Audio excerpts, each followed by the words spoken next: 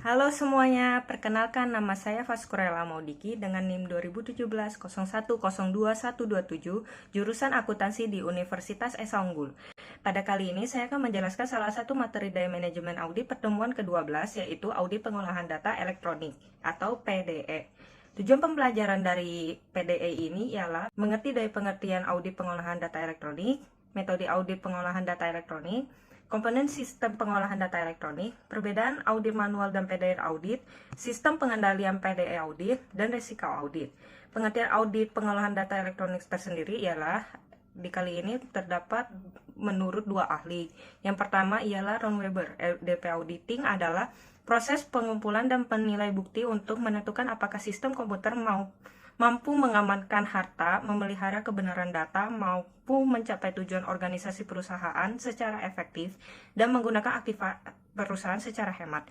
Dan menurut Gallegos, Richardson, dan Bording, komputer auditing adalah evaluasi atas sistem informasi komputer, penggunaan dan operasi untuk meyakinkan integritas atas informasi unit usaha. Evaluasi tersebut termasuk penilaian atas efisiensi, efektivitas, dan ekonomisasi penggunaan komputer. Jadi, jika disimpulkan dalam pengertian ini, audit EDP itu sendiri ialah suatu sistem komputer yang digunakan untuk melakukan audit untuk menilai efisiensi, efektivitas, dan ekonomisasi penggunaan komputer dalam mengecek suatu sistem dalam perusahaan, salah satunya jika dalam akuntansi digunakan untuk dalam transaksi laporan keuangan.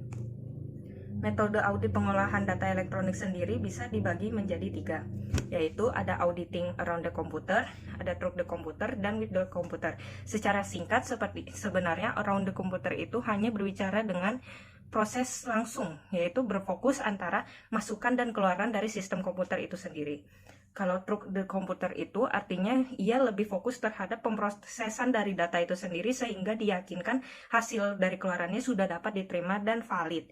Sedangkan auditing with the computer ialah menggabungkan antara dua sistem yang tadi, yaitu mengecek secara input dan outputnya serta pemrosesannya. Komponen pengolahan data elektronik terdapat hardware dan software. Seperti yang kita ketahui, hardware itu yang berbentuk secara fisik, seperti CPU-nya, peralatan input data seperti keyboard, mouse, joystick, dan lain-lain, peralatan output data seperti printer, monitor, proyektor. Sedangkan software yang kita tahu seperti sistem program, seperti OS, utility system, compilers, database. Sedangkan program aplikasi itu terdapat aplikasi yang membantu untuk dalam proses audit. Contoh-contoh aplikasinya seperti ACL atau Audit Command Language, Piccalo, Nipper, Nessus, Warsac, dan lain-lain. Perbedaan audit manual dan audit PDE secara visibility-nya, sarana dan fasilitas, personalia, pemisahan tugas, kemungkinan terjadinya kesalahan dan kecurangan, kemungkinan meningkatnya supervisi manajemen, pelaksanaan transaksi, kemudian dengan komputer. Contohnya ialah secara visibility yang pasti audit PDE kita tidak bisa melihat proses bagaimana pengolahan data karena pengolahan data itu dilakukan secara digital dan kita tidak tahu bagaimana pemrosesannya di dalam komputer tersebut. Sedangkan kalau audit manual kita dapat mengecek dari segi fisiknya, lalu di input bagaimana, saat dilakukan penulisan pencatatan bagaimana, secara sarana dan fasilitas juga pasti melakukan PDE itu menggunakan komputer, sedangkan manual berarti melakukan secara manusia dan pencatatan. Secara personalianya sendiri juga pastinya dengan PDE akan lebih sedikit karena sudah dibantu dengan komputer.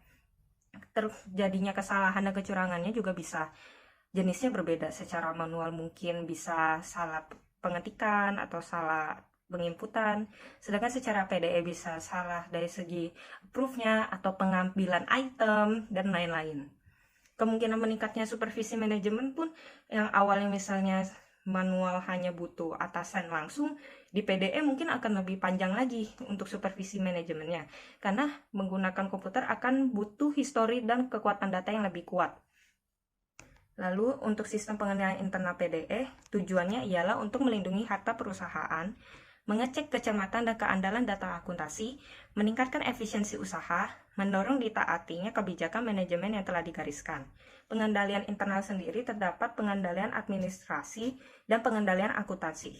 Pengendalian administrasi yaitu menyangkut rencana organisasi, metode, dan prosedur untuk meningkatkan efisiensi operasi dan mendorong ditaatinya kebijakan manajemen yang telah digariskan. Sedangkan pengendalian akuntansi, organisasi semua prosedur dan catatan yang berhubungan dengan pengamanan harta kekayaan, serta dapat dipercayai catatan keuangannya. Pengendalian akuntansi tambahan telah dispesifikasikan pada waktu untuk komputer digunakan memproses data akuntansi. Jadi secara administrasi lebih ke secara sistem manajemennya, sedangkan pengendalian akuntansi lebih ke sistem keuangannya. Pengendalian aplikasi sendiri terdapat 3 pengendalian, yaitu secara input, pemrosesan, dan output. Secara input yaitu bisa dari takutnya kesalahan input data, kebenaran input data yang sudah diinput, sedangkan hal itu harus bisa dicek kembali dan apakah data tersebut sudah dapat dimengerti oleh bahasa komputer. Sedangkan pengendalian pemrosesan ialah menggunakan aplikasi tertentu dan ini akan mencegah atas kehilangan data, penggandaan data, atau penambahan data selama proses berlangsung. Sedangkan pengendalian output biasanya ialah data tersebut harus bisa diterima oleh orang yang berwenang, jadi tidak sembarang dapat digunakan oleh orang lain. Pertukaran data elektronik alias EDI. Definisi EDI ialah pertukaran data secara elektronik antar perusahaan dengan menggunakan format data standar yang telah disepakati bersama. Mengapa perusahaan harus menerapkan EDI? Apa aja sih keuntungannya?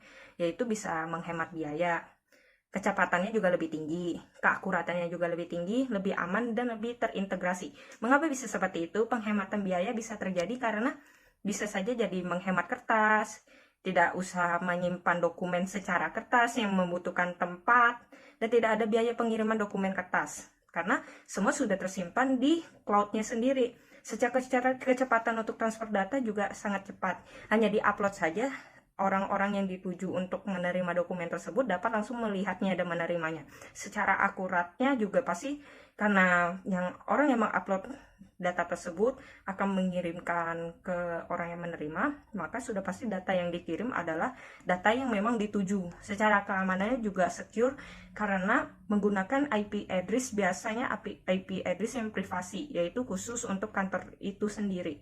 Secara integrasi antar sistem dapat dilakukan dengan perantara EDI, karena setiap unit di dalam organisasi akan terintegrasi dengan adanya EDI di dalamnya sehingga proses menjadi lebih efisien. Kenapa? Karena biasanya sudah terdapat list di dalam cloud itu sendiri untuk bertukar data antar unit organisasi. Kita masuk ke resiko audit. Resiko audit terdapat 3, yaitu resiko inherent, resiko pengendalian, resiko deteksi. Resiko inherent adalah resiko yang berasal dari adanya kemungkinan kesalahan material yang dikandung oleh laporan keuangan yang diaudit.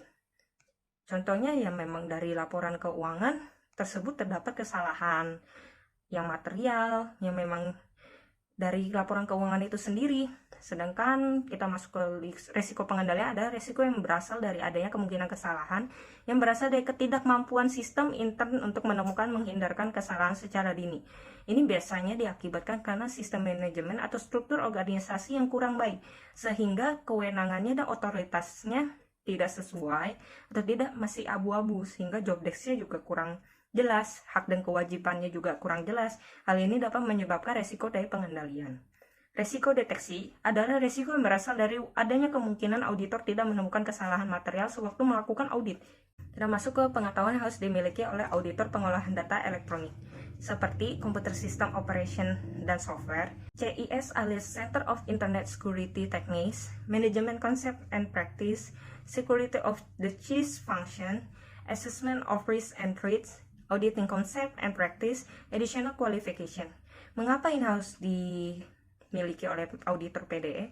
Jadi auditor PDE bukan sekedar harus mengerti audit mengenai keuangan dan akuntansi, tapi ia juga harus mengerti mengenai sistem operasi dari software.